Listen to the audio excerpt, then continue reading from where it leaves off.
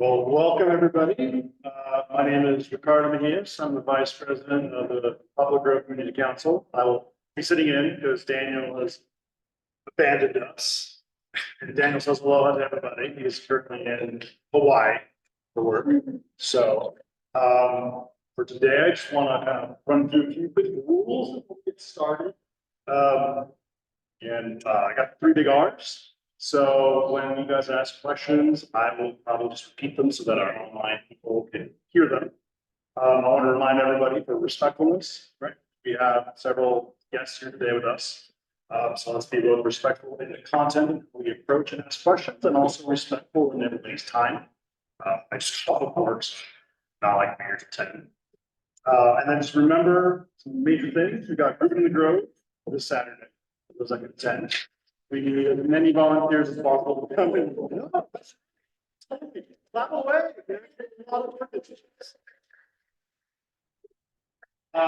We have snacks, so we get kind of peckish and some drinks up in the front. I believe our donuts are coming from the other side. Donuts. Thank you. And then we have sign-up sheets for the newsletter, for the community newsletter. Please, by all means, if you haven't signed up, sign up. So again, or sign up now. And then we will get started with the very first sort of meeting agenda, which is going to be a conversation with our mayor, Erin and Mendenhall. 60 minutes. Microphone's not working.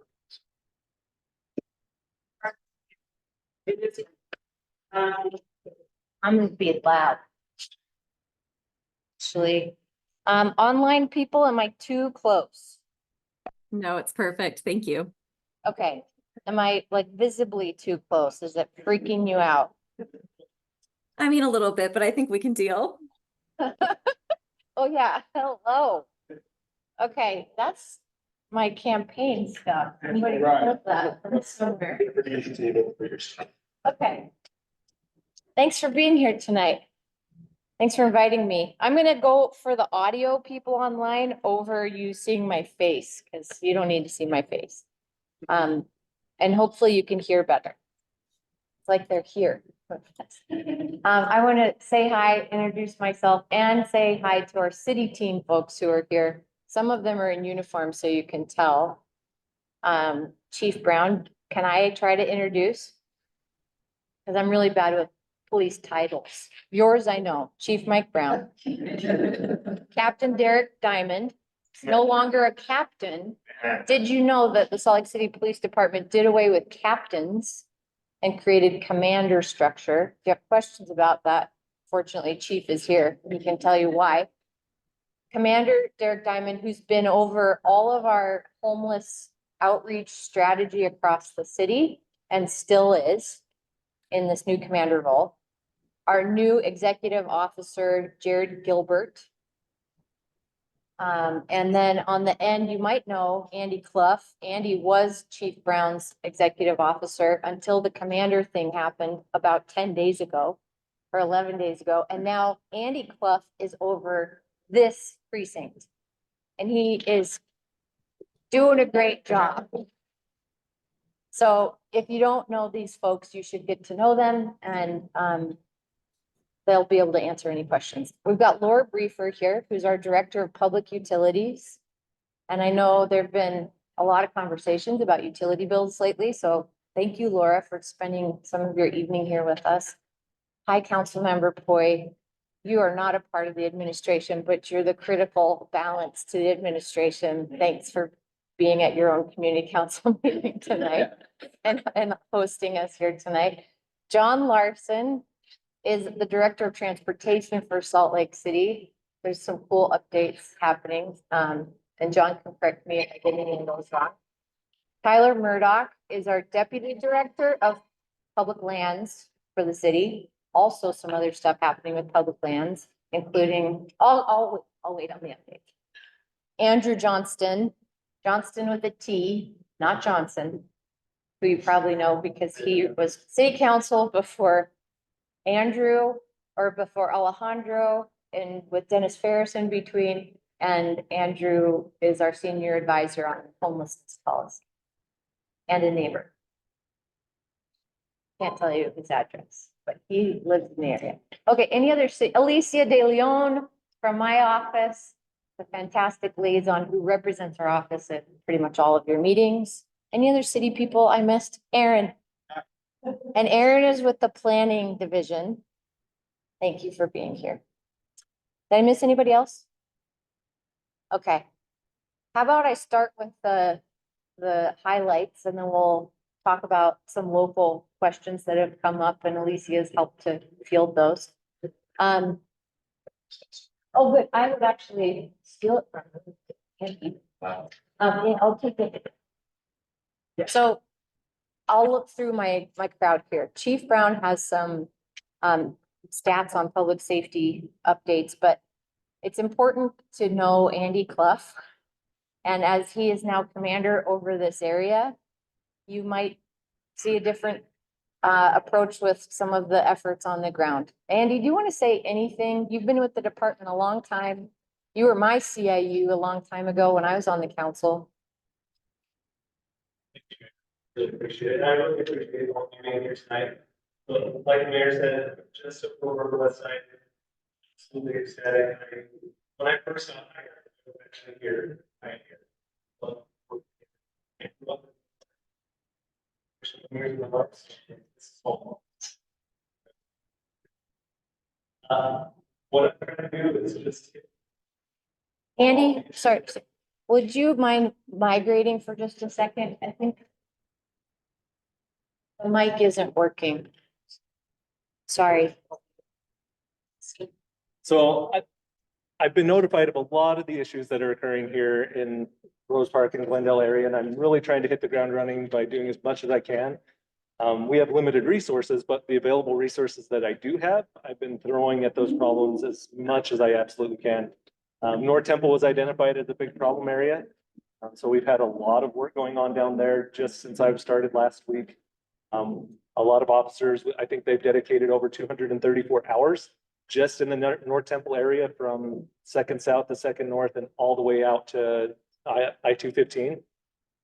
Several arrests being made. We have lots of motors, constant presence. Try. Hopefully this is, it's working. Perfect. And what we're really trying to do is disrupt the amount of criminality that we've seen on North Temple. We understand that it's going to move. Our plan is to follow it wherever it goes, and then working in conjunction with Commander Diamond to be able to address a lot of the homeless issues, the camps, the tents that are being set up all around the city, but specifically in your areas here in Poplar Grove, along North Temple and Rose Park. Thanks, Andy. Yeah. I mean, Commander. No. Commander, well. And as an aside, he's a great singer. He and Daniel sing the Pledge of Allegiance or future name. We're talking more about homelessness. And Andrew's here. Glendale Regional Park program. It was not Poplar Grove. It's been a long time coming. And that project is, yeah, thank goodness, underway. And I wanted to mention in case, I'm sure Councilmember Boyce brought it up, but the council funded not one, but two major public art installations on the west side. We did the Arts Council did a kind of survey and looked around where we would need it. We need it everywhere, but they said we should either do it maybe at the end of the 8th west end of the 9 line, which is at the end exactly, but that part of the 9 line, or Regional Park. And I said, we really need both. And so we got the redevelopment agency to fund the 8 south or the 8 west portion of the 9 line, and the city's funding the Glendale Park. So that process you will be involved in. The Arts Council will coordinate and solicit the artist creations and what you kind of want to see, not specifically the art, but the expression that you want to see in it. So that's another thing that's coming. CIP, we got $100,000 that's coming into Poplar Grove right now. Should actually just a second here. Oh, I wanted to remind you about the VIA. Has anybody used VIA, the ride share? Gee, come on, one person, thank you. 2 people, maybe. VIA is basically connect the dots between wherever you are on the west side and where you need to go, the transit can take you. It's a ride. And the ride share is called VIA. It's not Uber. It's run through UTA and VIA is the big contract with it. And the city is subsidizing your ride. We want you to be able to, the idea is that you could get to a transit stop, you could get to a front runner or transportation or bus stop. But as a west sider, you can use it anywhere on the west side. And what, John, what's the cost right now to the public?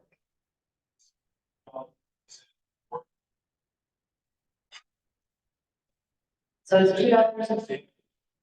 If you have a UTA pass, it's free, but if you don't, it's the same as taking a bus, it's $2.50, and we subsidize the rest of your ride. And so if you're interested in it, a lot of people have been using it so much that it doubled the expected demand, and the council supported doubling the investment with UTA. So there's a little transit update for you. Well, we can't put buses everywhere we want to. We can't put VIA, and it's on the west side of Maine. I wanted to also mention that we have the SLC mobile. Raise your hand if you have SLC mobile on your phone. Okay, that makes me feel a little better. Good. If you don't, you should stop listening to me and download it right now. It's a great way to engage with the city quickly and easily. You can do this for down tree limbs, feeding, homeless encampments, or people who you think need assistance, weed abatement, you know, things that you think the city needs to address. When we get into winter and there's unplowed sidewalks or whatever, and it does a GIS location that's really easy and quick, you can connect a photo to it. You can do it for parking also. And that makes it very fast and easy for us to respond to. So please use SNC mobile. Well, that's it for my, actually, I should also mention, yes, we're getting the Olympics. 2034, it's only 9.5 years. It's gonna be here so fast, so fast. Somebody excited out there.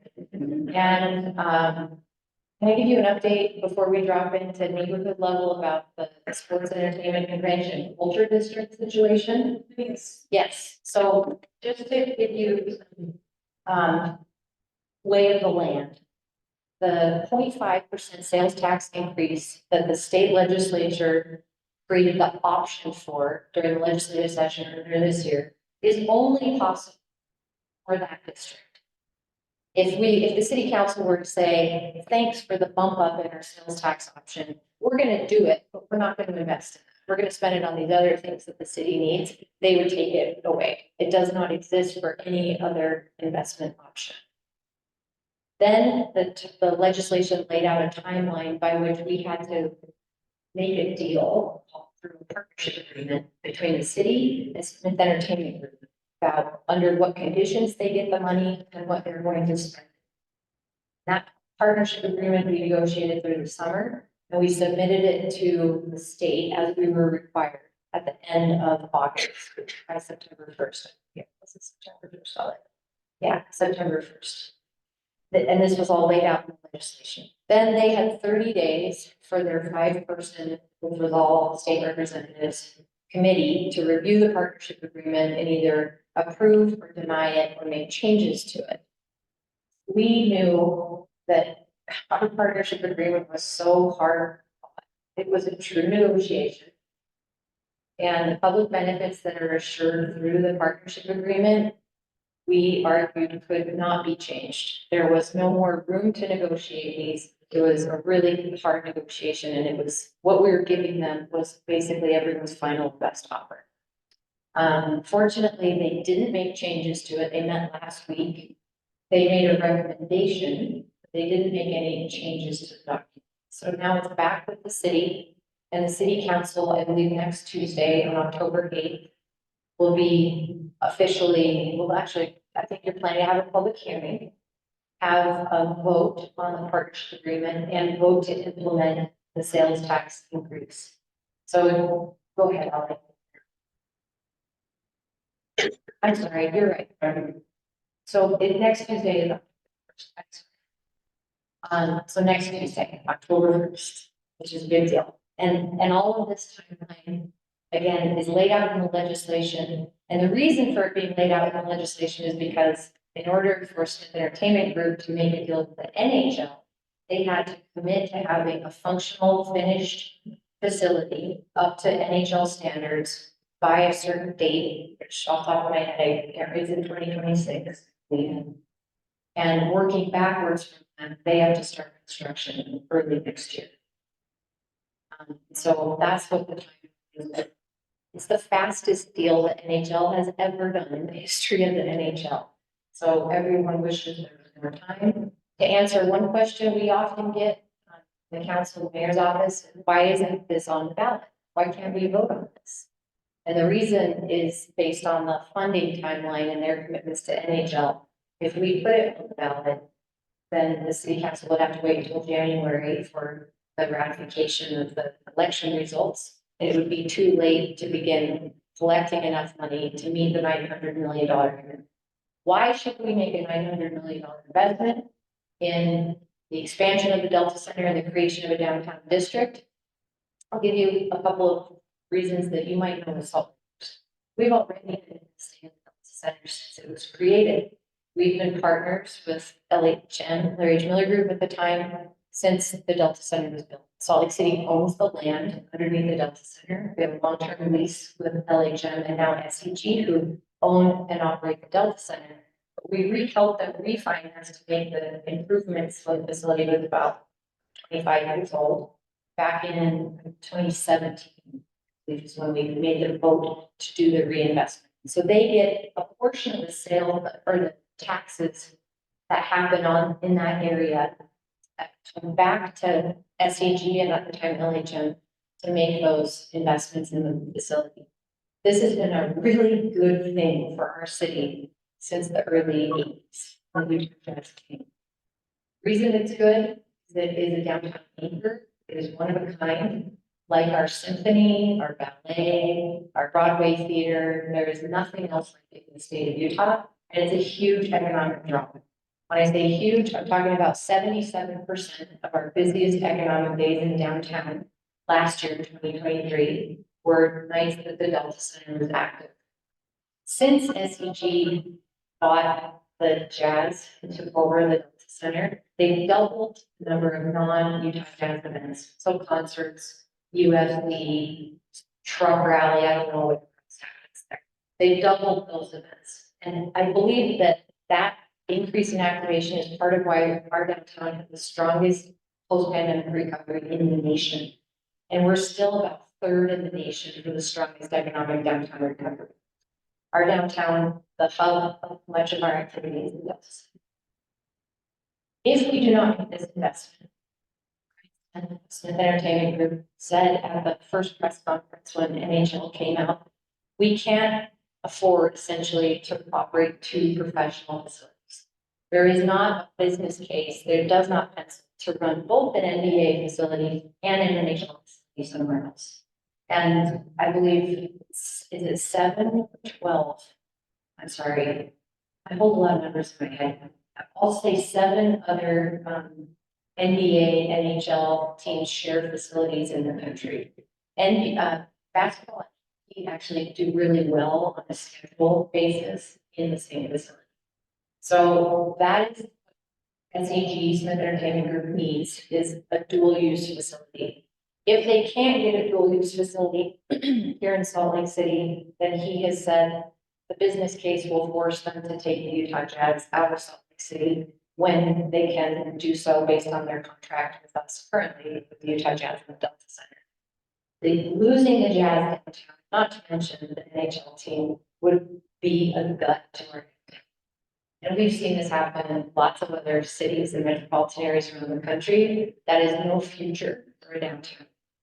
And it calls what urban economists, it creates what urban economists call a death spiral, a downward death spiral for downtowns. And you see cities, even I believe the mayor of Denver recently proposed a $500 million, $500 million bond to help pull their downtown out of the death spiral that Denver is in right now. So I would rather, for a myriad of reasons, even only looking at worst case scenario, have us make this investment in a relationship, an economic relationship that we have been in some decades, knowing that that security is key to our downtown viability, rather than come back to you in 3 years and say, I'm gonna ask for a bond through the form of some tax increase, theoretically, like Denver did. That's a very good, that's kind of the worst case scenario. There's a lot of good reasons, such as there is no other district like this in the country. There's sports and entertainment districts. There are none that bring the culture and convention in as integral parts. If you didn't hear Mayor Wilson say it, I believe it was last Tuesday, she is committed to keeping the Mendenhall Hall in place. She will be working to do whatever restorations happen while keeping the quality and the experience the same. And that's a big relief to a lot of us. So there's a few things before I move on to Poplar Grove, do you have any questions for me about the Edison district? Go ahead. Remember your name. Yeah. I'm not. So, stuff was, Yes. I hear that all along through, west, south, west end, is going to be torn down. Is that true, or is it just speculation? Excuse me. So, for everybody, think when you're standing right there on 300 West, outside of the center, and you're looking at that far west end of Capital Ramp, Arlington, salt house, the glass wall, and then there's stairs inside. That whole block section was really built for a retailer at its peak. The type of ballroom or meeting space use, it's not ballroom actually, it's a large hall space that it is.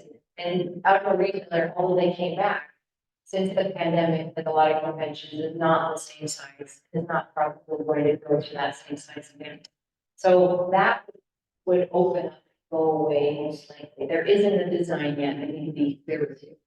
But the point is looking east from the Delta Center, that there is a connection through the next 2 blocks so that you could essentially walk to First South in an indirect way, probably not directly, because First South is not going to reopen, unfortunately. And the convention center knows that if they had a different mix of the square footage that they have right now, meaning instead of and I'm not the county, so if anyone on the county is listening, call me tomorrow and correct me. But the type of space that they have would be better. They could get more conventions and possibly more lucrative conventions if they had more ballroom space and meeting space than the big open halls that they currently have. So they are looking at how they incorporate these other types of convention space into the staff that becomes the district. That help? Yes, it would be. Yes. There's a lot of we can do. Yes, no, that just it now, all this, it's going to eliminate about 80 jobs. Well, they don't want to reduce any of the square footage. And the operations would still require probably the same number of people, if not more, because they expect that they could increase the number of conventions they host. So I don't think that, and I'm not the county again, but they are not going to shrink the convention industry.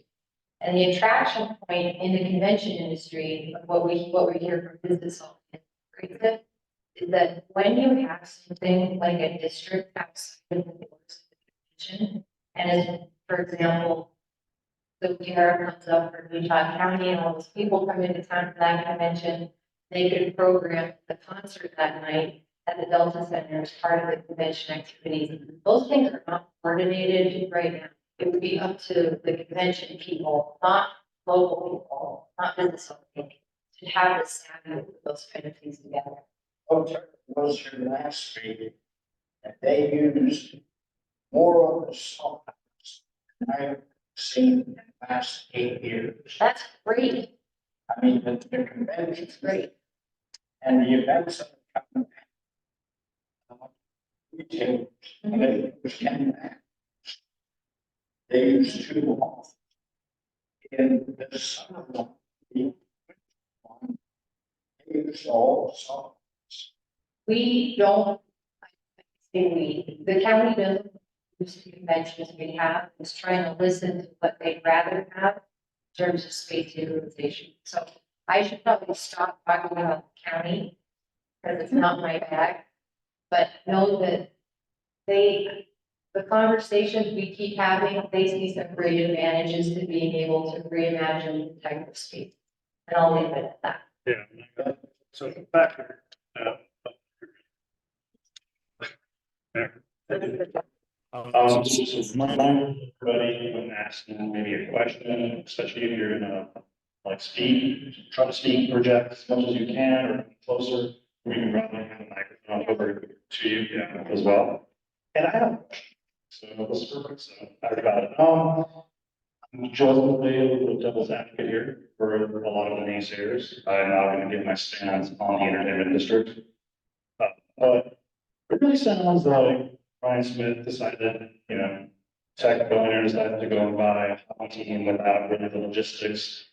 Now he wants to, we're going to increase the taxes on, cell tax on people who live downtown. And then if he doesn't get his way, he's going to rip away the Utah Jazz. That sounds like a dialogue. Like, you have your toy, and the way, but I want to do with my toy. You can't, I can't have my toy. So, and it sucks for residents in downtown. We're already living in high cost of living for those residents that live downtown. We're already paying our taxes, and then when you look at the economy of how downtown is divided, a lot of the west communities are all the worst. We have some of the most poorest communities in the downtown.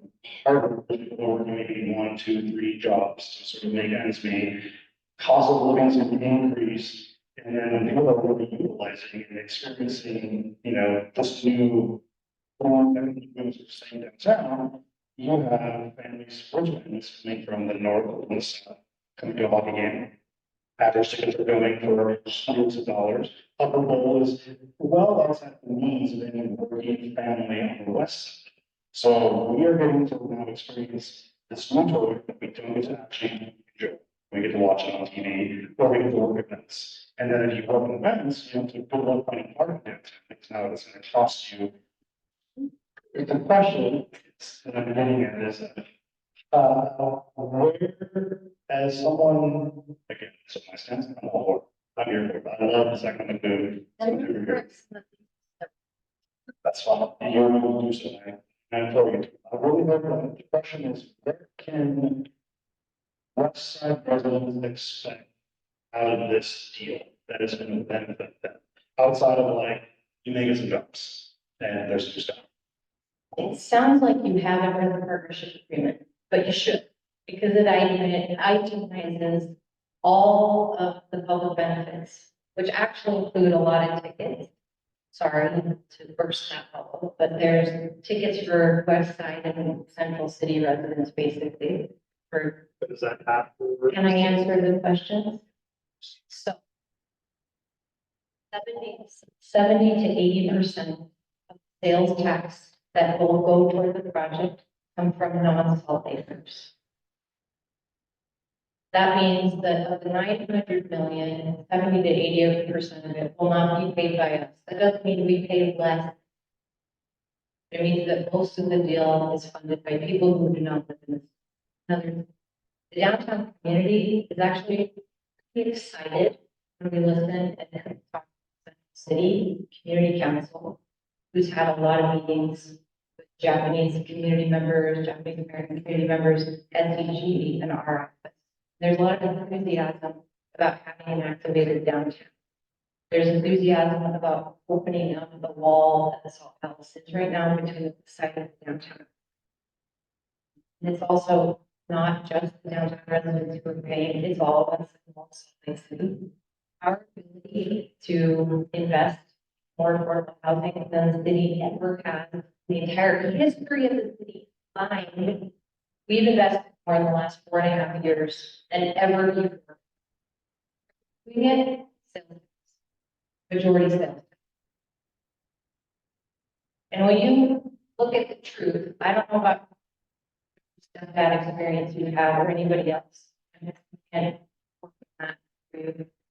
But you can look at that however you want to.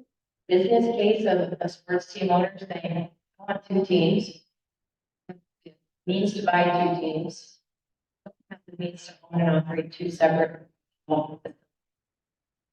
Business case. And you can translate that to whatever you want to.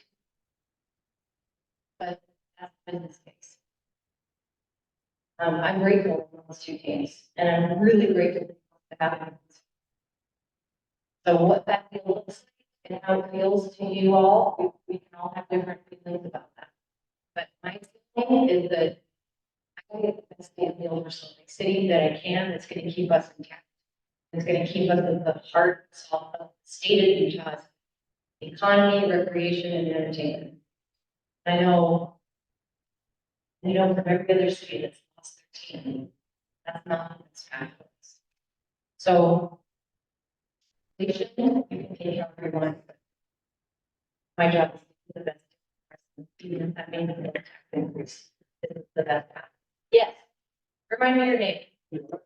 Hi, Rob.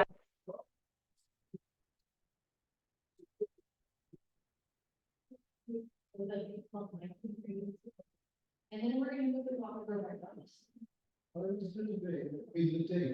We the tax on that, so we could go for it, not negotiating in our favor.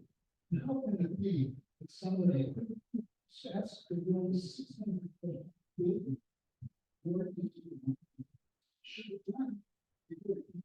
Necessity to get that MBA development. The date for this process, they have no legislation, which is not what we would do. I'm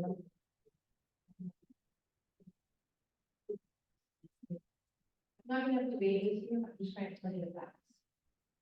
Senator McKay, Dan McKay, the legislator at the state of Utah, who ran the bill, he did not negotiate that bill. That bill was drafted and shown to us. And that's what we did negotiate was partnership agreement between Smith Entertainment Group and so. And those are the pages. So I'm not, the tax is included in that, but I'm talking to you about the date that you asked. And your second question is about why did they need tax dollars to make the improvements to the building? They actually, so they have not submitted. The zoning is, there are certain design guidelines. I don't know, Erin, if you can give any details on that. But nobody has submitted 600. It may seem a lot of things, and it is downtown central. So we do hope to see density there, but I have no idea. Those things happen. I don't think we should get into a tip for tat right now, but we can talk more after if you want us to. Anybody want to talk about? We're going to talk about improvement. Good. You have a list of questions here, and I'll leave you with a bunch of questions. We're talking about homelessness. Andrew, you'll know. He's tired of talking about it. You're curious about downtown? Homelessness. Good. Let's talk about it. So I will begin by saying that we know we need 900 more beds in Salt Lake County than we currently have in the permanent system, like the homeless resource centers. 900. That number has gone up every single year. Why is it going up? Well, you can actually, there's a really interesting dashboard that the state recently put out that brings together statewide homeless data. You can zoom in to rural parts of the state, Utah County, and you can see where homelessness is increasing. And you can also see where it's concentrating. And the Salt Lakers, that's not a new piece of information for us.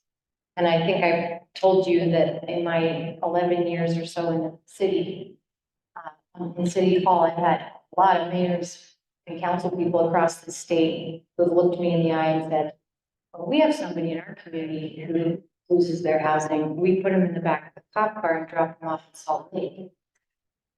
And they mean it, I think, from a place of like passion. They don't know what else to do. Communities have not been building for affordability. They have not been building enough resources with shelter assistance across. But that's an untenable situation. And the state has finally come to recognize for the first way, I think in our state's history, where a governor has said, the state needs to step up.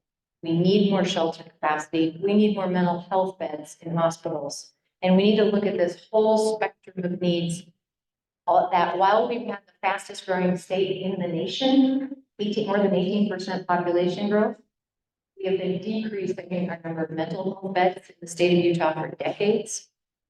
Thank you, Neighborhood House, for all that you do.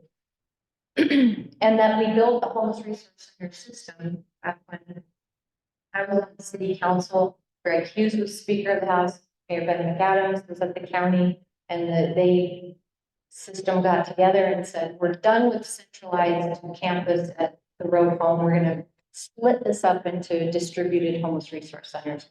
Did not plan to grow the shelters, even though we had a growing population. And what we see across the country is that states that have rising housing prices and competition for housing, as we do in Utah, also tend to see similar increase in the rate of homelessness. And you know that in, what are we at right now? 3.5% vacancy. I think apartments downtown just got up to 6% vacancy, but the state of Utah doesn't have enough housing, how much we need. So when I say we need 900 beds, that number will probably be hundreds more by next year. So the state made a new plan 2 years ago where it's not Salt Lake City's mayor's deal to just say, we need more beds, where are we going to put them? Now, every mayor in Salt Lake County gets together according to state rules and comes up with where we're going to put these extra winter overflow beds. And this year, we submitted that on August 1st, as we're obliged to. And we, as a county, we came up with 500 beds of location. So we're short 400. And we knew that would happen because we couldn't find enough locations. Now, the state steps in and they have the duty to find 400 more beds. Good part, especially when we rewind to 2020. Do you remember that in late 2019, we closed the open homeless resource centers, and come January of 2020, there was no winter. People were all over the streets. Library Square, Washington Square. There was no plan for winter shelter. And our very first job, in the first, I think we got it done in 16 days or something insane. We opened the Sugar House DI. Remember that? And that was the first time that everybody came together and said, okay, you're right, we got to do something here. We've come a long ways. So what are we going to do in the long run? It's total waste of taxpayer dollar efficiency to keep ramping up in the winter, hiring people, which is actually one of the most limiting factors, hiring people to do a really tough job from October till April in a facility we don't own typically. It's usually leased or rented, and then lay everybody else back on the street. And then they concentrate in right here. And that's where we're at. That's where we're at. So the state said, here's some money, Office of Homeless Services, which is a state office that Wayne Leader runs. And they have almost $25 million right now that was appropriated earlier this year to acquire either land to create a building or space, or buy an existing building and retrofit it to be able to become a low barrier shelter. Homeless resource centers are not as low barriers. And you and I know very well, you can't make somebody go to shelter. There's a lot of people out there who, for a myriad of experience and mental health reasons, will never go into the homeless resource centers as they exist. with whatever trauma, mental health situation, past experience, sleeping in a room nearly this size. Doesn't work for everyone. The type of shelters we need to offer need to vary in order to entice people in. So we built those micro shelters, just a few blocks. They filled up and they basically stayed full. They had very little turnover. And now the state announced on Saturday, on Saturday, the state, the deal was always that we wanted them open faster than the state could get them open. So the state bought the micro shelters. We put them on RDA land. We ran the public utilities, thanks to every group, running out power. While the state got their land ready and they're opening it on Saturday. And that enticed people who have said no, frigid winter nights to apply and the congregation.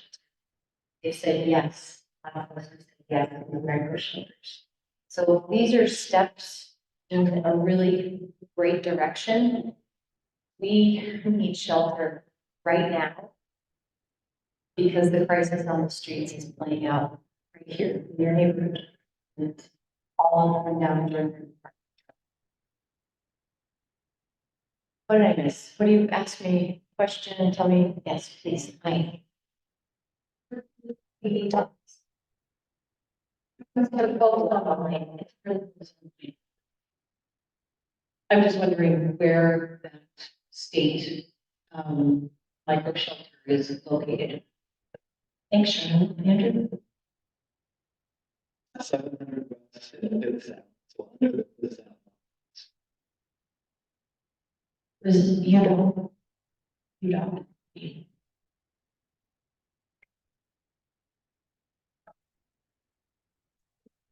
How many, how many people does it serve?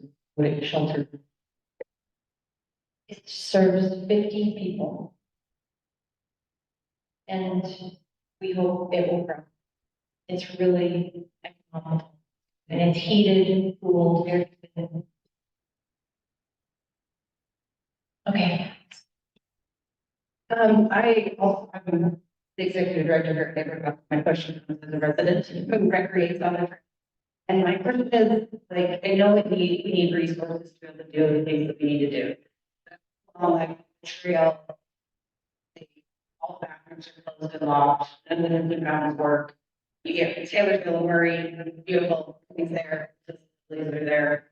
And then I'll see something like, what do you guys want to do with the labyrinth? Like, there's nothing wrong with the labyrinth, it's not great, but why not take those resources and put them into trash collection and keeping our bathrooms open? I know it takes resources to be monitored because of what happens in there. Open, have some drinking fountains, like have amenities and some like resources towards trash pickup. I mean, think about the house and where are they supposed to put that? Where are they supposed to go to the bathroom? Where are they supposed to get water? But it would also serve just residents as they recreate to have it clean and accessible as well. It feels like a win-win, and I know it takes money, but like, I see things being, money being put into like changing the whole space to make it look different, be different, but why? It's fine, like, that's not what we really need. Okay, is the labyrinth CIP or the bond? Either I'm looking at you. And the bond labyrinth, that the district specific one on it? Okay. Okay, so to the labyrinth, but it could go to anything where you're like, this was really fun, why didn't we do that? Because we have these different pots of money right now, we all passed the first one a couple of years ago. And there were chunks of that were district specific, and so council people got to work with the community to say, what do you want to invest? We have this much money, here's the kind of scale of projects, and solicited feedback from the community, and Labyrinth was on that list. It came from, Jennifer's gonna give it feedback. Tyler, can you come up to the bathrooms, because public lands, mostly is the steward of the bathrooms in the park spaces. Even all officers. Yeah. Introduce yourself. Yeah, Tyler Murdoch, Deputy Director of Public Lands. So I don't oversee the Parks Department, but answer that. We currently have 4 bathrooms. in the city, that are permanently closed. I presume you're talking about the one next. Yes, 9 South Woodland Park that's been closed 2 years at least. We do, face significant vandalism at our restaurants. We are committed to opening that in the next spring. We have a plan to do so. Which I'm really excited about. City council also funded a project this year looking at bathroom study. How we can design our bathrooms to make sure that we can reduce the impacts that from vandalism and those homelessness in our parks. And I'm really optimistic that we can use that study to work the pilot in Fairmont Park. And then we plan, we want to replicate that. But I think it has to be priority. You're exactly right, Jennifer. I mean, these are bathrooms that need to be open for the public, not just for those experiencing homelessness, and we need to do a better job of figuring that out. And we need more bathrooms. We need better sites. Cities across the country are struggling with how to keep these open 24 hours a day. We're talking a lot with cities in New York City area have bathroom attendants, and so we're exploring those options as well. And I think this to clarify, we often are given funding for new development, for funding for new development, right? That's what you're looking at when you see, hey, help us reimagine this space. Funding for ongoing maintenance is a lot harder. It's a lot more challenging. We are committed to trying to find paths that fund that forward and bathrooms. I'll add that we created one of those ongoing revenue streams for upkeep in our parks and public spaces. Remember when we got the prison? And that was the last time the state said, here's your present, you can increase your own tax by 5%. Thanks. Remember that? We did it in 2018, and the community said, we want these 4 things if you're gonna do it. This affordable housing, that's how we've been doing a lot of our investment. Make the streets better. We did big streets bond and we doubled our maintenance team, and their salaries are paid by 50 more police officers. Their salaries are paid by them. And we have bus service. So these investments like via and more buses. Over time now, that portion of like 1.5 of our sales tax has grown, and we added a bit about a year ago. That's for maintenance of our existing parks and spaces. Yeah. Know that that's going to keep growing as well. We absolutely need more bathrooms. I don't want to get too detailed about what our bathrooms, but suffice it to say it is permanent. That sometimes the situation that our employees come into in the mornings is involves serious altercation. So there's Andrew, come on. Okay, Andrew loves to talk.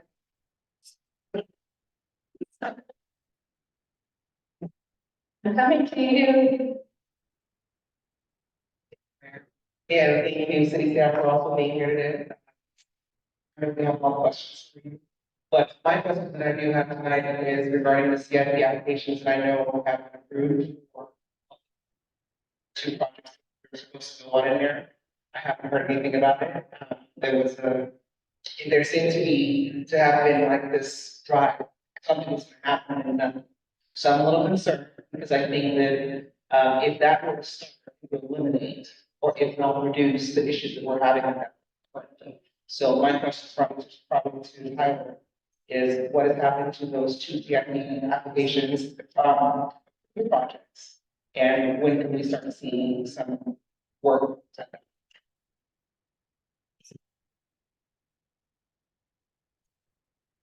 Thank you, Esther. I knew it was coming from you. There are 2 projects. I think you want to make sure we're talking about a few other ones, but the 2 CIP projects renovation of the tennis courts. And so that is fully designed, full design. We have an artist from the Wilson's Arts Collective that is designed the mural on the ground as well. And then you're currently being bid for that, anticipating construction this fall. That is for adding to pickleball courts on tennis court. The full court basketball court was added this year. That is on a much better timeline than the tennis courts. That is at 70% design and will also activate within the next month. So we're looking to spring construction for basketball.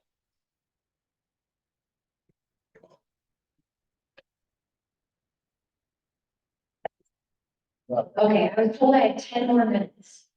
And wait. It was about five.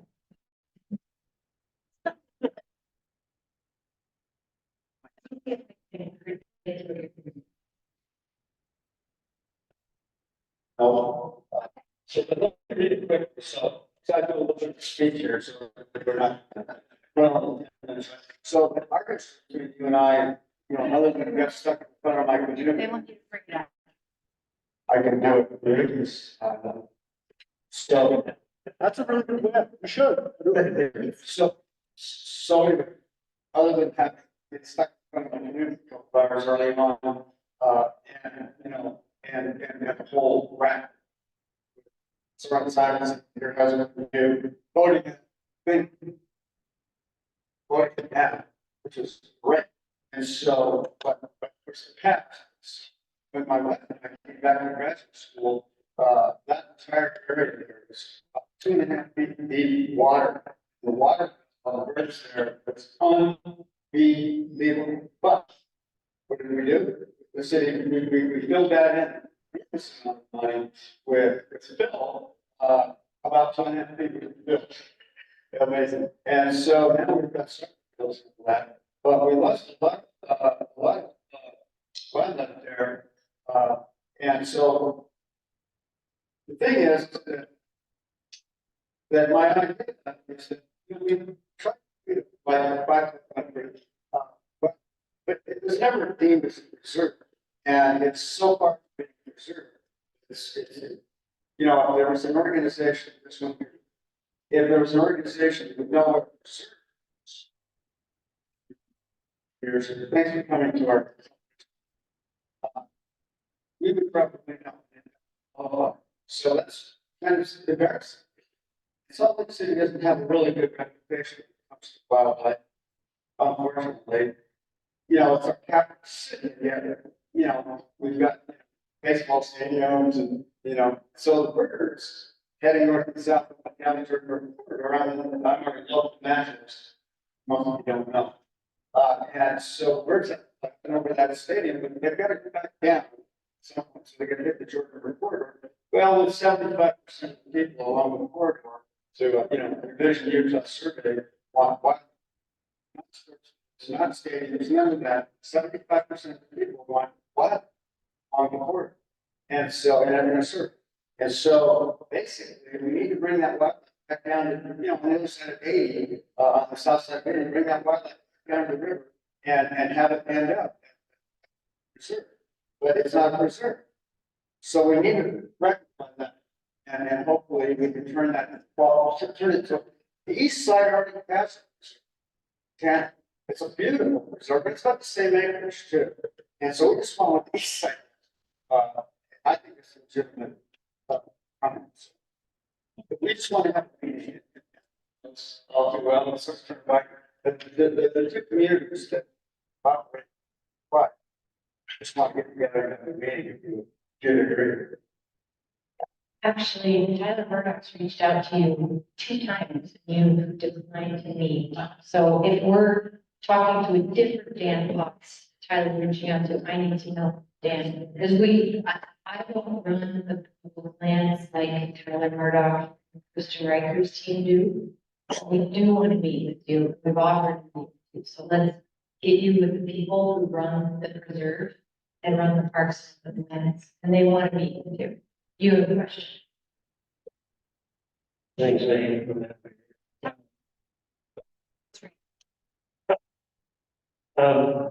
First of all, my first question for you is, what is your vision and important? And is it like the cost definition for housing of $400,000 for a house, and that's affordable? My point of view comes from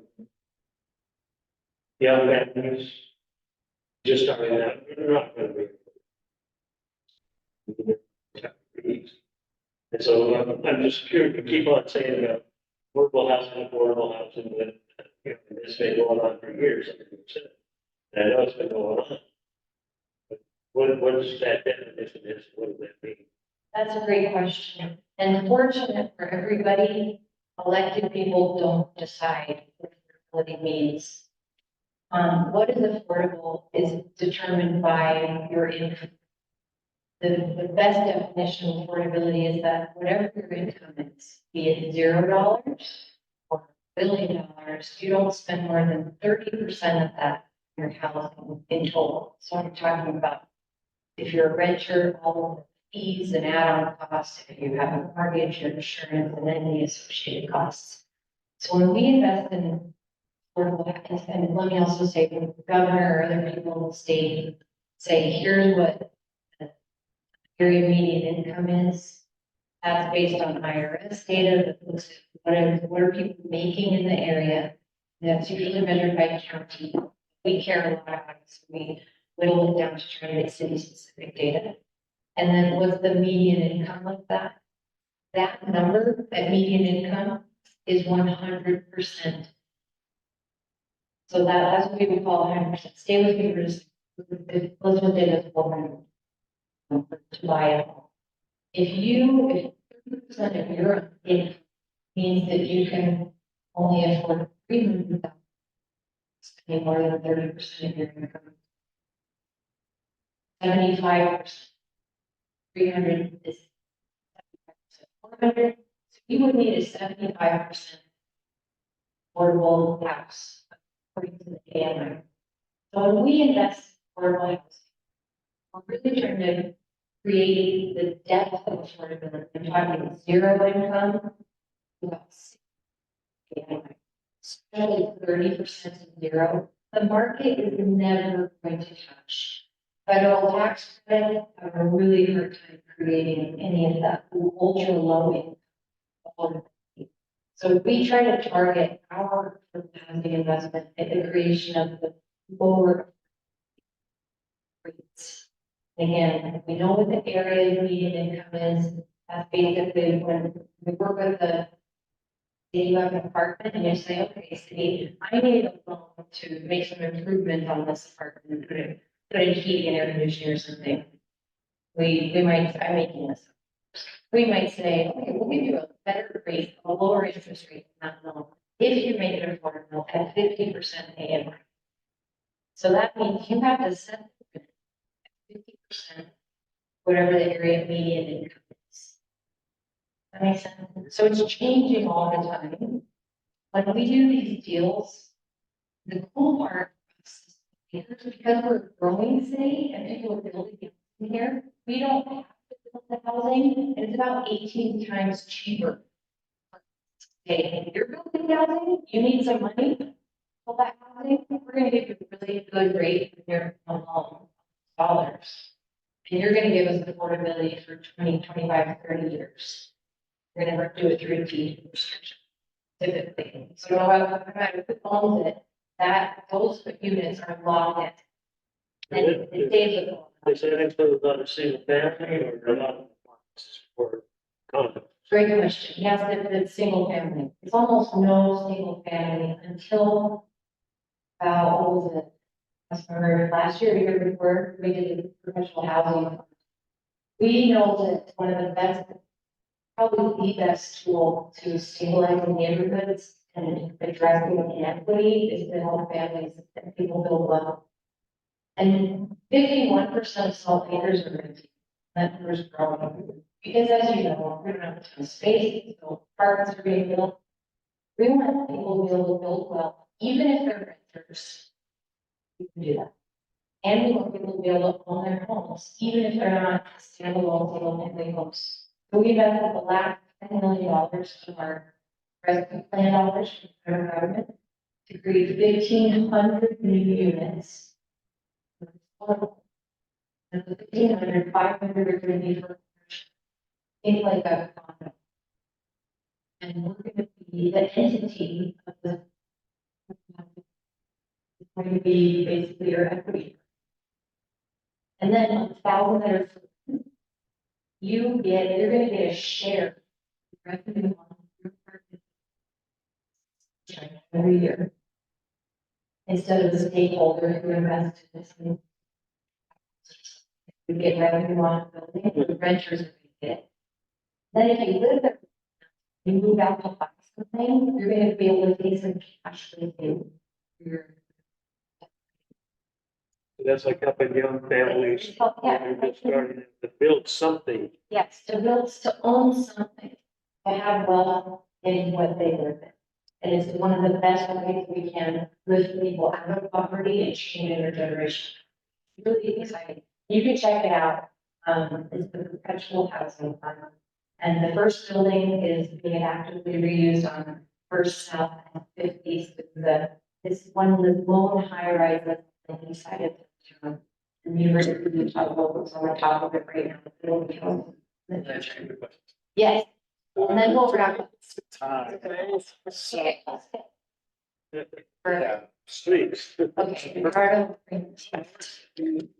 So much, Mayor, Erin, and all for attending. Tonight.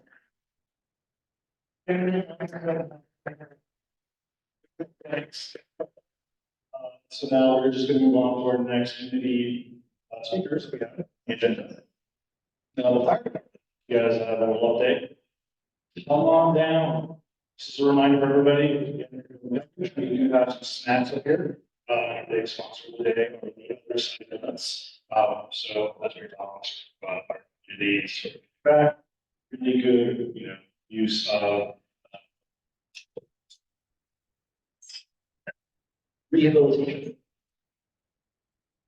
Thank you. Good evening. We are from your Community Station 6, not too far away. I have a little bit of spiel and then we can answer any questions that you might have. Oh, thank you. Sorry. My name is Captain Sid. So in the last several years, we've seen a large increase in the amount of calls that we've been taking toward drug abuse, psychiatric issues, domestic violence, homelessness, traumatic incidents. And in response to that, the Salt Lake City Fire Department has created a chat team. It's the Community Health Access Team. This team is a social worker that pairs with some of our firefighters to respond on calls so that we can keep some of the heavier apparatus off the streets. And so that on the more acuity, the more critical calls and the fire calls, those heavy apparatus are available for those. And it's been a pretty successful resource. So they are often not available every time that we call because they're so busy. They are being utilized. We just hired several more this year. We have 6 social workers in total between 3 squads across the city.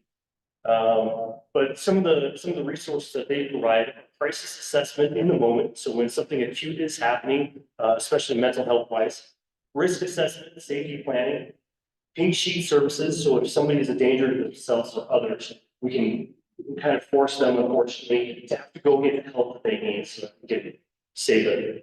Assistance with referrals, resources for families and patients, coordination of care for high utilizers, and homeless outreach and support.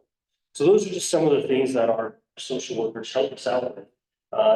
It frees up what we do as far as responding to heavy apparatus. Also, this month is the National Preparedness September. And so we just wanted to make sure that everybody was aware of some of the classes that we offer as a fire department. We offer CERT, which is the Community Emergency Response Team, which is a training course that goes for about a month that will help teach you how to be a volunteer, how to integrate with us when there is a large emergency. One of those classes is going on right now, unfortunately, and will end on October 22nd. I don't know when the next class is, but if you get on the Salt Lake's emergency management website, they would have those classes. There is a ham radio class that is coming up. What is that? On the October 7th through the 22nd November. So that's another resource that can be of help to us when there's a huge crisis. Our communications are going to be overwhelmed and having ham radio operators would be a way that we would be able to still communicate.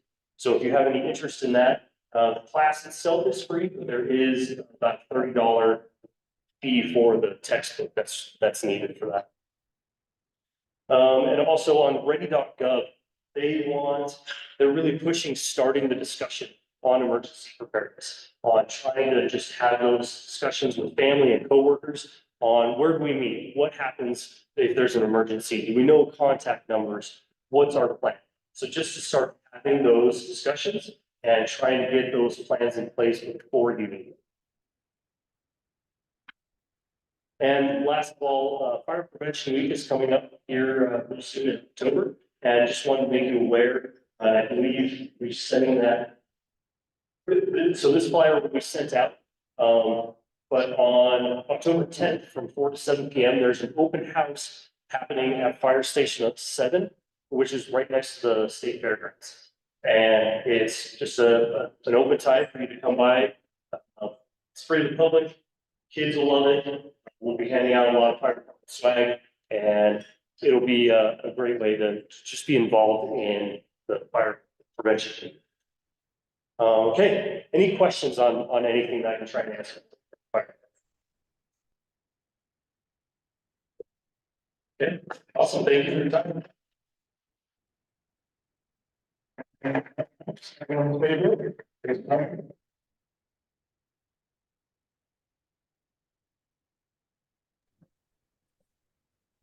Was that for me? Sorry, I can't hear you. It's breaking up pretty bad. Oliver. Yeah, go ahead. Okay. Sorry. You had the chief there and Commander Clough, so I'm not going to have any ask if there's any questions because they have all the answers and I don't. So they are there. But just to go over a couple of stats real quick. For the month of August, we did see a slight decrease. Sorry, my map thing just went down. We just did see a slight decrease in the month of August compared to last year. The only location or the only part that we did see an increase was our robberies and our aggravated assault DVs. So that's the only, and there was only an increase of 0.37 or 0.7. So that was a nice number. We'd like to see that down, but that's the only increase we saw for violent crime in the month of August. Over 5 years or 3 year to date, 3-year average, we are just a little bit up. We're up 16% in those areas. So, and overall, we're only up 1% over a 3-year average period. So the numbers are still, and that's just for Glendale. Not Glendale, Poplar Grove Community Council. And I did have one question for Karen real quick about Groove in the Grove. What time are they planning on delivering the stuff tomorrow or Friday? And also, what time does she need the precinct open?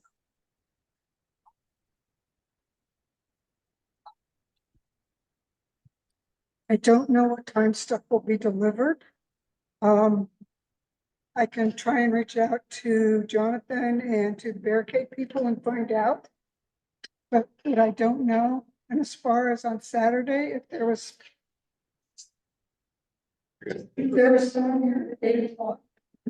All right, we'll have it open at 8 o'clock, and I'm there all day Friday. So if you want to give them my number too, if they can't get in, just give them my number and I'll get them into the building. But other than that, are there any questions, concerns? So go ahead. It's not going to be a problem to leave the tables and canopies and stuff inside the classroom instead of in the locked up parking area. Because last year they were left in the park locked up parking area, and there was no one here to let us in. Yeah, they will be inside the building this time. I'll make sure that they are inside there, and you'll have all the ability to get them out of there instead of the parking lot. So yeah, everything will be inside the lobby or in the classrooms, and Okay. you'll have classrooms B and C. Okay, thank you. That's all I have. Perfect. Do we have any questions for the technical otherwise here?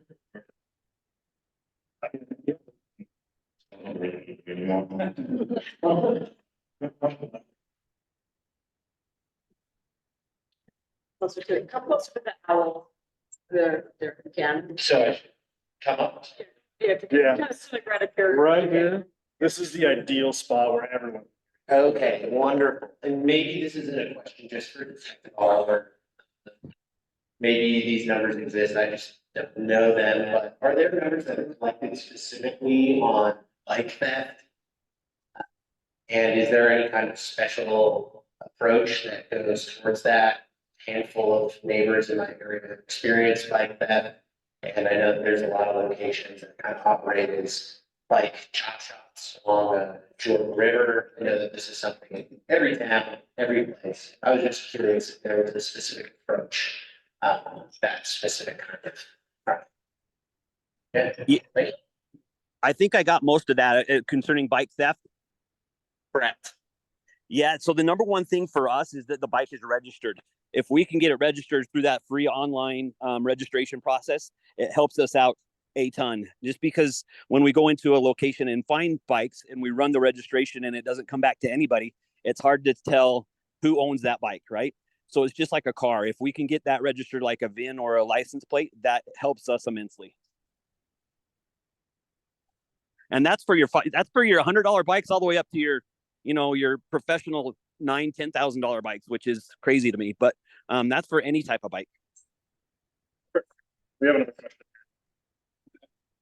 This is Jeff Jefferson, local resident here, and it is about the Parkway Trail. It's kind of noticed since the closure of the section of trail outside the fairgrounds, the fair close. It seems like there's been some dispersal, both north and south.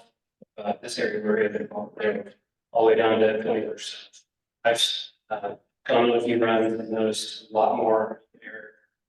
Drug dealing, and fires, and the full activity that used to be down there by the fairgrounds kind of moved in this direction. It was not quite that much, but I noticed tick, and so I just wanted to, I'm sure you're aware of it, also to bring everybody's attention about our best way to report to you as a department. What do you recommend on a daily basis, or as we see it? Do you want to know about all of them, or do we use the app and want to call the numbers? That's the question.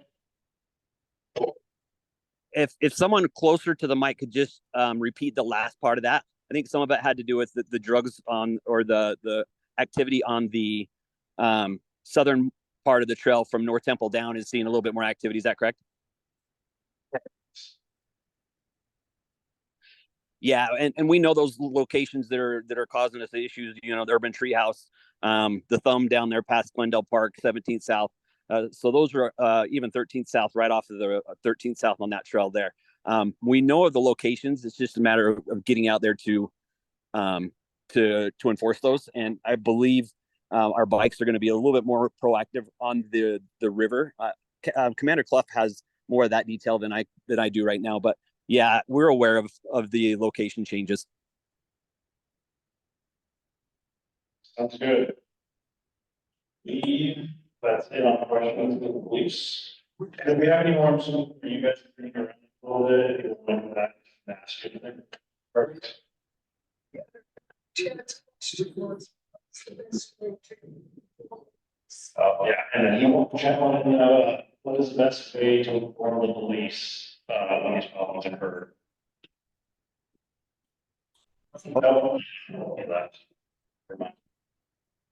I guess you're not the only officers we have here. What was on next segment? That's Sandra Holland and. Okay, so if that was for me, it totally cut out. Want to know what steps you need to do. He wanted to know what steps to take in order to contact the police for those issues. Perfect. I understood that one. Perfect.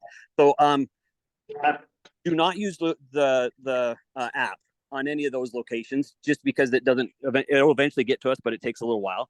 So if it's emergency, of course, 911, correct? But if it's just something you're continually seeing and there's no harm to someone being currently done to someone than just the 799-3000. Those are the best ways to contact the police department. 799-3000 on everything, unless you feel it's an emergency and you feel threatened or you see that someone else is being threatened or hurt. 911. Put fires too. Yeah, what about for open fires? So fires, I believe, and if fire's still there, I believe they want to be called out on every open fire. So that would still be a call to dispatch, and they'll dispatch fire mainly, and then we will probably go out because of the issues surrounding the fire. Thank you.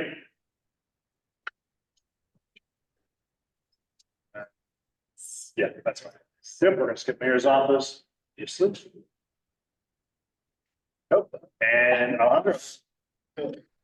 Just quickly, since no one probably wants to hear from me. Hi, everyone. I'm Alejandro. I just wanted to, we allocated, the council allocated this now, right at the moment that I wanted to break the news to him. The council moved some money around during CIP discussions. We allocated $100,000 for 5. We were working with the administration to find out what we need. We need more than that, but we wanted to make a little bit of an investment to move the needle on that in the wetlands. So that's one of the things that I just wanted to, and I told them the other day, I think he probably forgot, but it's a big issue for us, and we want to make sure that we keep pushing for the CIP applications. And by the way, the CIP applications are closing up soon. So if you have an idea, if you want to see something in your own neighborhood, if you're thinking of an improvement on a public way in a road, or something that's, I want to make sure that our town is in town CIP applications. We're not going to fund all of them, because they compete against every single CIP application and all the districts. But this part of time deserves the investment. Many of you have been very vocal about things that we wanted to see in the neighborhood,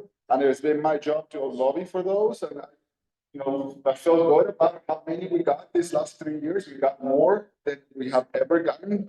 Now you have not seen the shovels on the ground yet, because it takes a while. I mean, our public lands is flooded with projects, many of them here on the west side.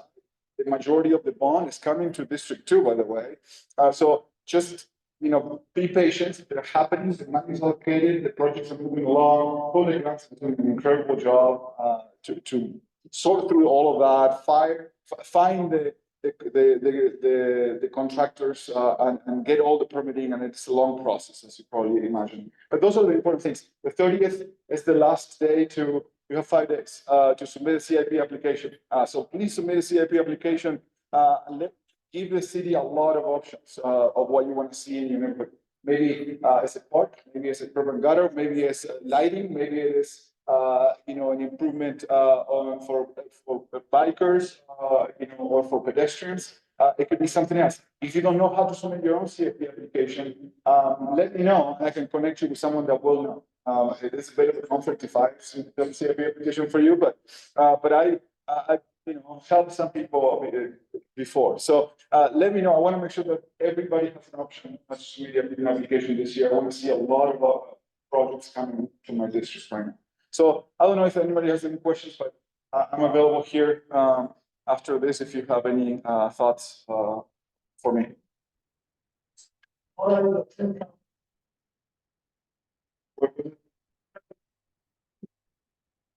My two projects is making sure the administration stays on track.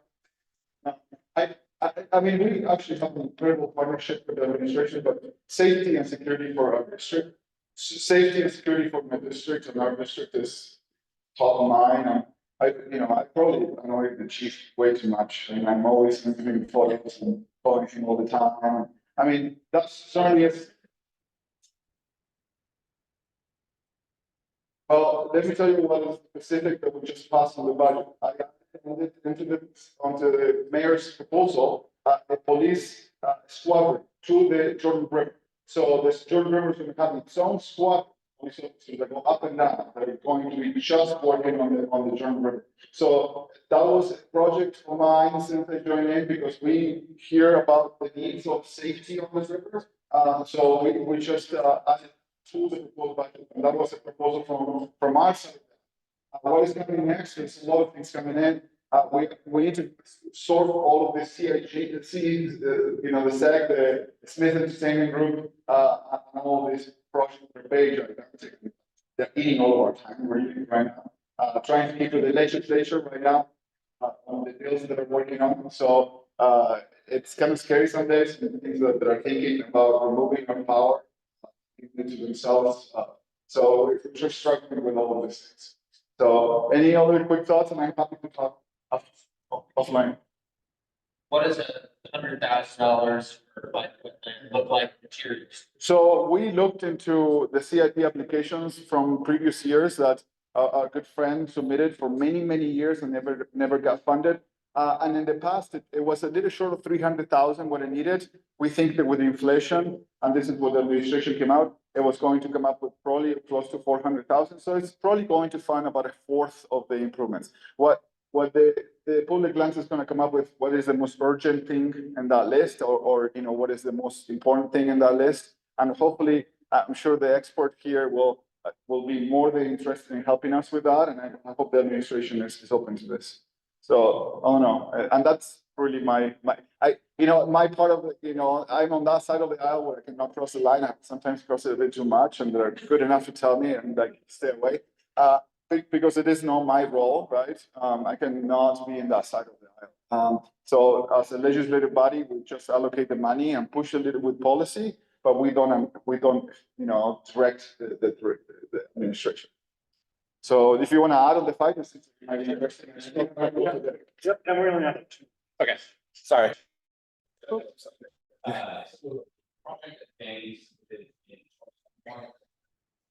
We're much primarily focused on moving the gating basket around the light. Those have really been problematic. It's like I'm trying to cover through, try to naturalize that. That would be probably the top priority, but we'll work with probably having and then also issues. Totally.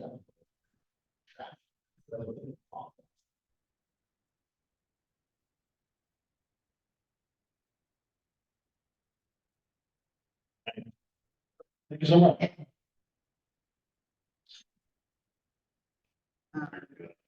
I broke it. I mean, it's basically for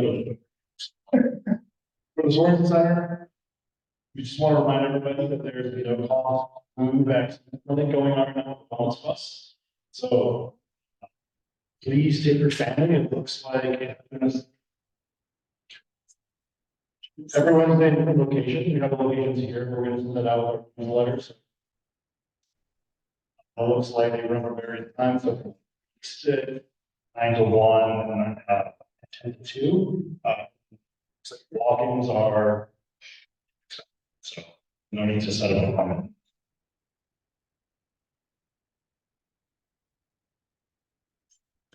And then we have the other side of the village. I don't know if we have anybody here. No, just as a reminder, please have some. Use my share. Everybody, please. All right, I will take over for dates. Again, this Saturday is Root of the Grove. Be there to square. We would love it if anyone's able to volunteer and please, we need you. I think we show up there. We're starting at 8 a.m. Flyers. Yeah, shout out to Erin, she's a rock star.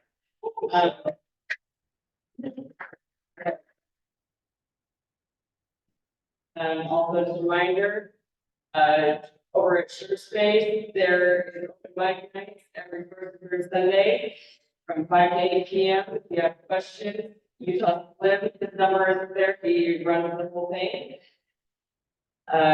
Monday is the Westside Candidate Forum from Monday, September 3rd, from 6 to 8:45.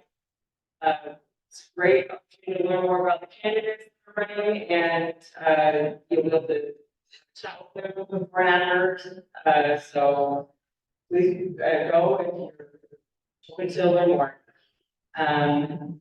Also, just remember on October 3rd, the fire department is having a focus group for their strategic plan for the next like 5 years. They'll be 7 o'clock at the public safety building on Tuesday, October 3rd. Also, the Salt Lake City School bond is that they're proposing some new things.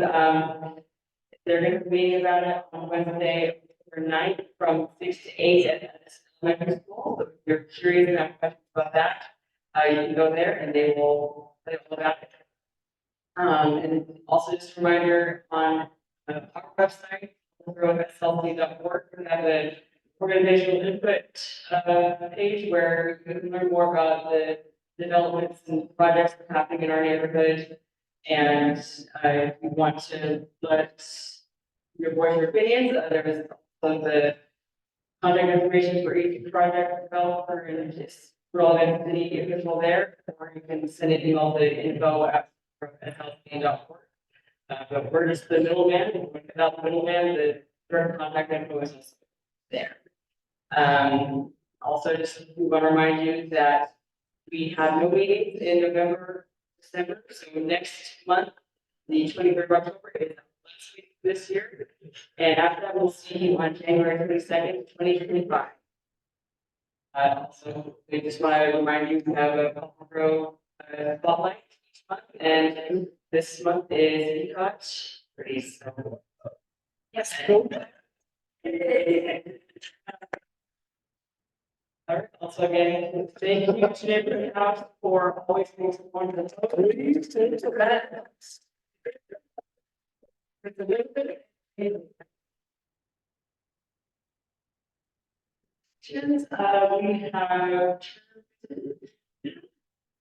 There you go. Thank you. Hi there. A lot of familiar faces in the crowd. For those of you I don't know, my name is Bitton. I'm running for Salt Lake City School Board here in Precinct 2.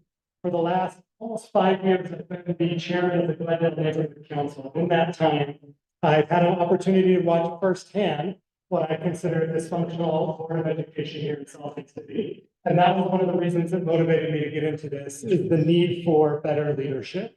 That problem has been partially solved based on the results of the primary. We will have a new representative in January taking oath of office to represent the Westside.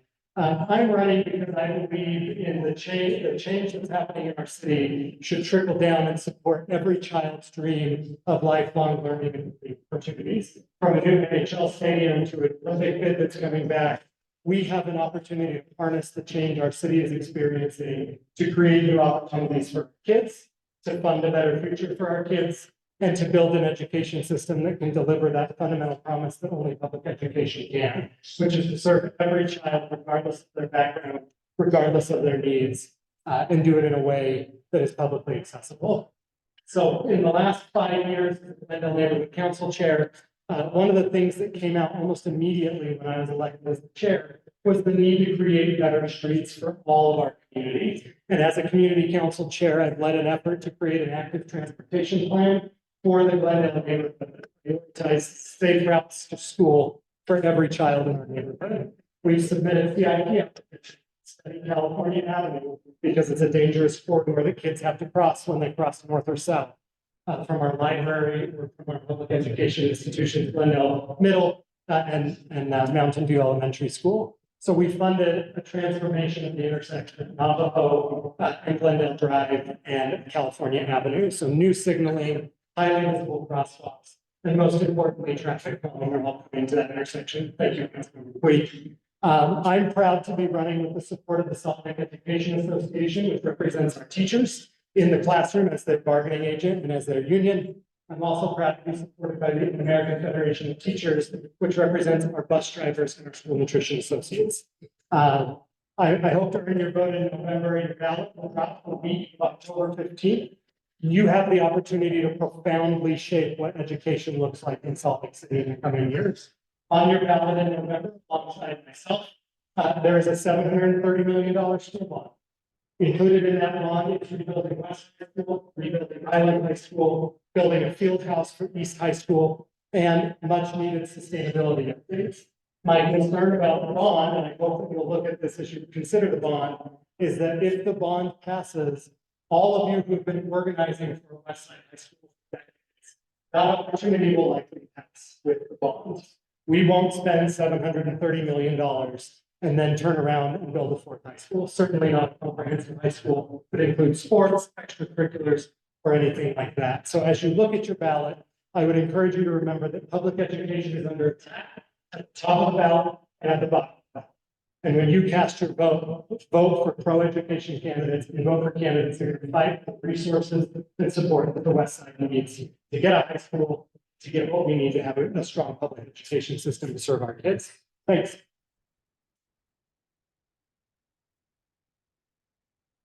Fife-Jepperson. Yeah, I just want to remind everybody that if you have any conversations to have, please either use low inside voices or take conversations outside that everybody can hear. Just because we have such a. Appreciate it.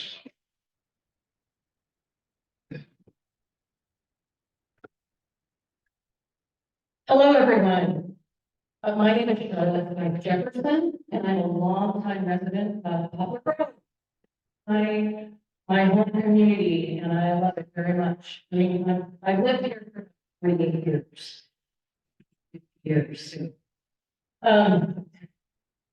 Thank you for having those four candidates here today, and thank you, Neighborhood Health, for hosting, and for the mayor and the city staff for coming out today.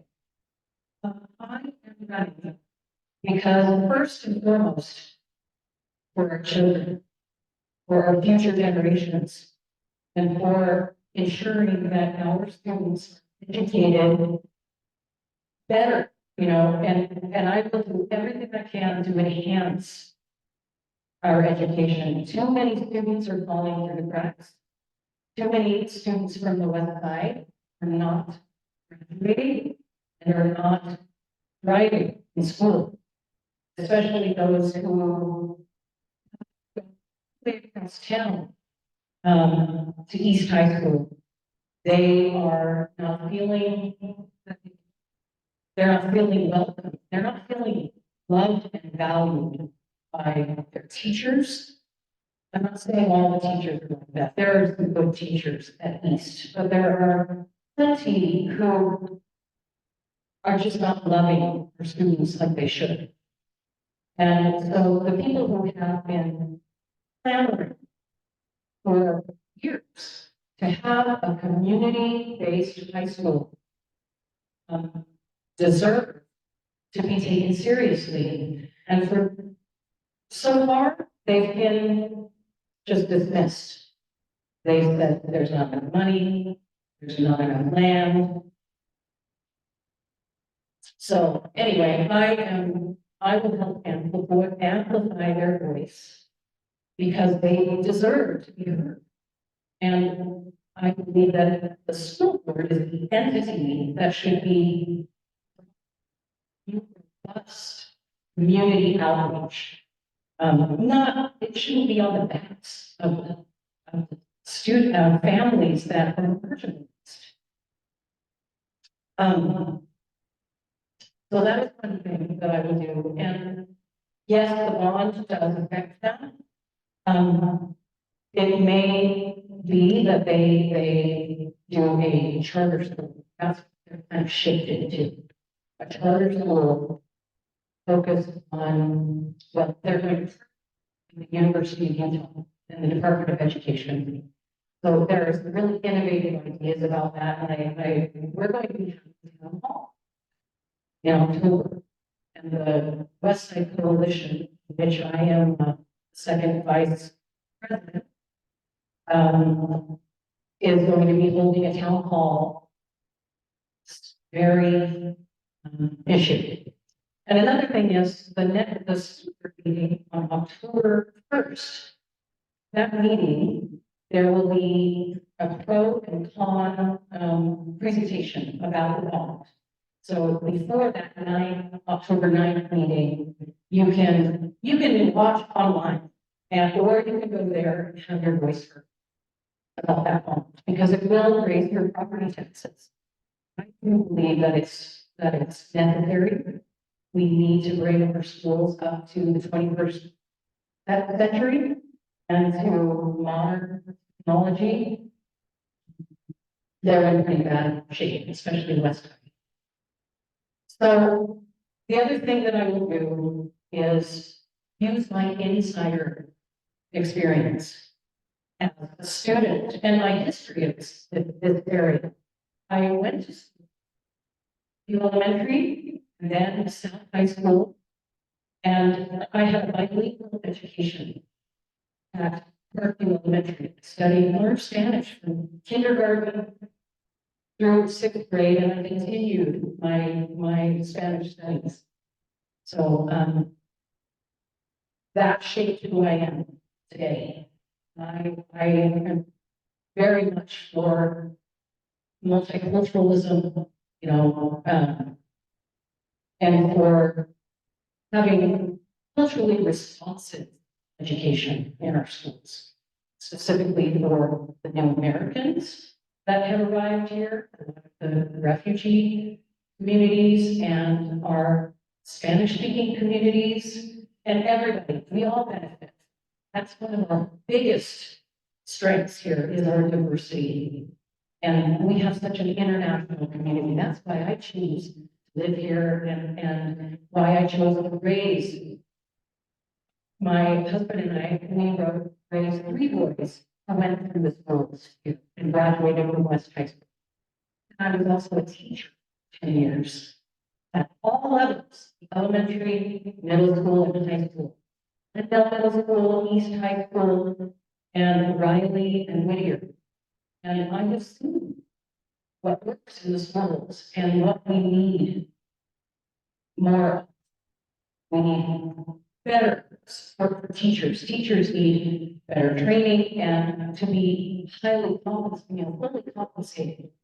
And I will work very hard to make sure that happens, because that has a lot, that has everything to do with quality of education that our kids are receiving.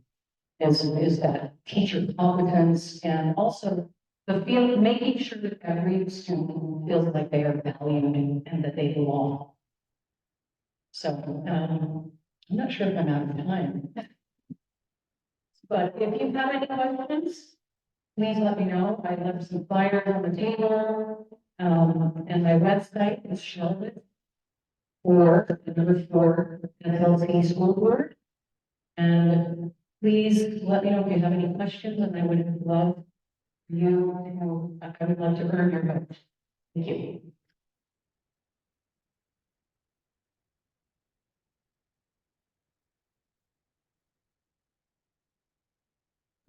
Well, looks like we're done, so we'll see everyone here on October 23rd. Oh, that was more. Other side, and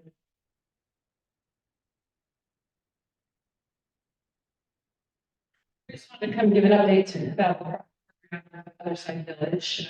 We are nearing the point where you're going to start to see the house placed on site. So the community center that we have is already under construction. You might have noticed that during the site.